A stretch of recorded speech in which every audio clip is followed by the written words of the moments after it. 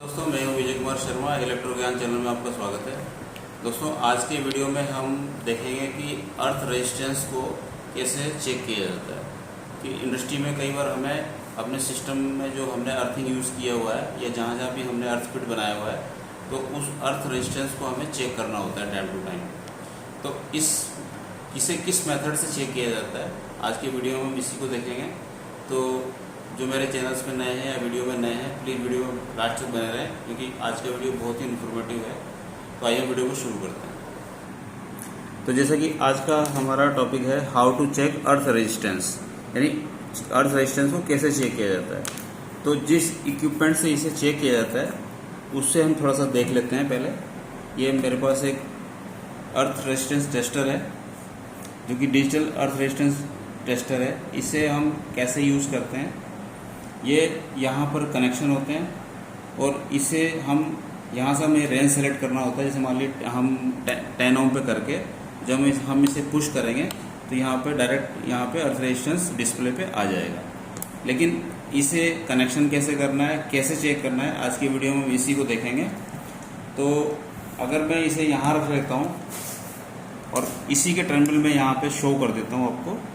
जैसे ये E1 है, ये P1 है, ये P2 है और ये लास्ट में E2 है। तो जो P1 और P2 इसे हम पोटेंशियल प्रोब कहते हैं, यानी वोल्टेज प्रोब बोलते हैं इसे। और जो ये E1 और E2 है ये करंट प्रोब होती है।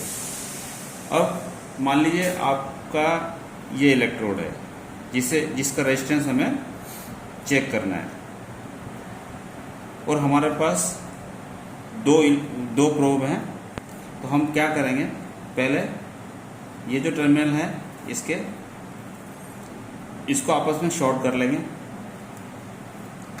और शॉर्ट करने के बाद एक वायर हम इस अर्थ से कनेक्ट कर देंगे इस तरह से। ये वायर E1 और P1 को शॉर्ट करने के बाद एक वायर हम इलेक्ट्रोड से अच्छी तरह से कनेक्ट कर देंगे। अब हमारे पास जो बाकी की दो प्रोब है उसको हम ज़मीन में गाड़ेंगे। लेकिन कैसे लगाएंगे, मान लीजिए एक हमारे पास ये प्रोब है और दूसरा प्रोब हमारे पास ये है। लेकिन इसके जो बीच का डिस्टेंस है ये हमें ध्यान रखना है। इसका बीच का डिस्टेंस हमें 10 मीटर, यानी अर्थ इलेक्ट्रोड से जो पहला प्रोब गाड़ेंगे हम वो 10 मीटर पे गाड़ेंगे और जो दूसरा प्रोब गाड़ेंगे हम यहाँ पे वो उसकी डिस्टेंस 20 मीटर होनी चाहिए। और ये दोनों प्रोब और ये अर्थ एक स्ट्रेट लाइन में होना चाहिए। इस तरह से जब हम कनेक्ट कर लेंगे तो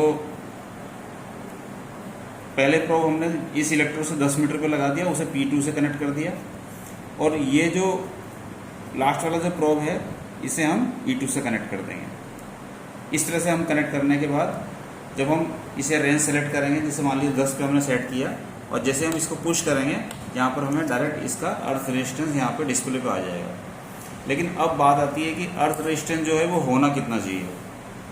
तो वैसे तो आइडियली अर्थ रेजिस्टेंस 0 ओम होना चाहिए, लेकिन ऐसा होता नहीं है। प्रैक्टिकली जब हम देखते हैं इंडस्ट्री में तो हमें जो अर्थ रेजिस्टेंस जितना हम 0 के आसपास रखें उतना अच्छा है।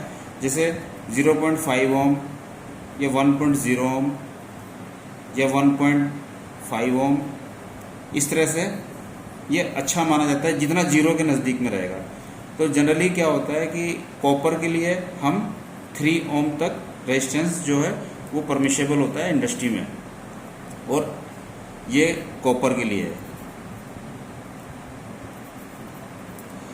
और अगर 5 ओम तक रेजिस्टेंस आ रहा है आपका तो ये GI जो अगर अर्थ आपके पास इलेक्ट्रोड है, जो आपने GI का इलेक्ट्रोड, अगर ये इलेक्ट्रोड GI का है तो 5 ओम तक अगर रेजिस्टेंस आ रहा है तो वो परमिशेबल होता है। लेकिन आइडियली हमें जो रखना होता है वो 0 के आसपास रखना होता है। तो जितना हम इसको कम से कम रखेंगे उतना हमारा जो लीकेज करंट होगा, जो भी सिस्टम को हमने अर्थ किया है, चाहे हमने प्रोटेक्शन के लिए अर्थिंग यूज़ किया हुआ है, तो जितना अर्थ रेजिस्टेंस कम से कम होगा तो लीकेज करंट जो है वो तुरंत ग्राउंड हो जाएगा। तो इस तरीके से हम अर्थ रेजिस्टेंस को इंडस्ट्री में चेक करते हैं। तो ये एक तरीका है जिससे कि हम अर्थ रेजिस्टेंस को बड़ी आसानी से अपनी इंडस्ट्री में चेक कर सकते हैं इस मीटर के द्वारा। मार्केट में से कई तरह के मीटर अवेलेबल हैं, आप कोई सा भी मीटर ले सकते हैं। मीटर के साथ एक मैनुअल भी आता है जिसमें भी आपको समझाया गया होता है कि किस तरह से आपको अर्थ रेजिस्टेंस को चेक करना है। तो ये 2 प्रोब मेथड है, यानी 2 प्रोब की सहायता से हम कैसे अर्थ रेजिस्टेंस को इस मीटर के द्वारा चेक कर सकते हैं। तो दोस्तों ये था एक वीडियो जिसमें कि हमने देखा कि हम अर्थ रेजिस्टेंस को किस तरह से चेक कर सकते हैं। अगर हमें डोमेस्टिक यानी घरों में अर्थ को रेजिस्टेंस को चेक करना है तो हमारे पास जो सॉकेट होता है, सॉकेट में हम एक अर्थ का पॉइंट होता है और एक न्यूट्रल का होता है, एक फेस का होता है। तो हमें अर्थ और न्यूट्रल के बीच की वोल्टेज को देखना होता है। अगर अर्थ और न्यूट्रल के बीच की वोल्टेज लेस देन 4 वोल्ट है, यानी मैक्सिमम 4 वोल्ट या 4 वोल्ट से कम है, तो वो अच्छा माना जाता है। अगर इससे ज़्यादा है तो हमें इसको चेक कराने की आवश्यकता होती है, या हमें अर्थिंग को चेक करना होता है कि अर्थ रेजिस्टेंस क्यों बढ़ रहा है। साथ ही अगर हमें इंडस्ट्री में हमें अर्थ रेजिस्टेंस ज़्यादा हो रहा है तो हम एक ग्रिड सिस्टम के द्वारा भी इसको हम कम कर सकते हैं। जैसे कि अगर मैं यहाँ पे आपको दिखाऊं तो मान लीजिए आपके पास ये अर्थ है, इसे हम E1 का नाम देंगे, इसे E2 और ये E3। तो हम और आपका ये मान लीजिए ये सिस्टम है जिसको हमें कहीं अर्थ करना है, तो आप इसको इस तरह से ग्रिड बना लेंगे। पहले इसको इससे कनेक्ट किया और इससे इसको कनेक्ट किया और यहाँ से हमने इससे सिस्टम को अर्थ कर दिया 2 जगह से। तो इसे हम एक ग्रिड सिस्टम कहते हैं। इसमें क्या होता है कि अर्थ रेजिस्टेंस हमारा कम से कम हो जाता है और लगभग 0 के आसपास पहुँच जाता है। तो ये हमारा सेफ्टी पॉइंट व्यू से या प्रोडक्शन के पॉइंट व्यू से देखें तो ये बहुत अच्छा होता है। तो इसे हमें इंडस्ट्री में ग्रिड अर्थिंग, हम अर्थिंग में ज़्यादातर ग्रिड बनाते हैं जिससे कि हमारा अर्थ रेजिस्टेंस कम से कम हो जाए। और इसका एक फ़ायदा ये भी होता है कि अगर एक अर्थ कहीं अगर किसी कारण से ओपन हो जाए तो हमारी बाकी 2 अर्थें काम कर रही होती हैं। तो इस वीडियो में हमने देखा कि किस तरह से हम अर्थ रेजिस्टेंस को चेक कर सकते हैं। उम्मीद करता हूँ वीडियो आपको अच्छा लगा होगा। अगर आपको वीडियो पसंद आया तो प्लीज़ लाइक कीजिए, शेयर कीजिए, मेरे चैनल को सब्सक्राइब कीजिए और मिलते हैं ऐसे ही किसी इन्फॉर्मेटिव वीडियो में। तब तक के लिए नमस्कार।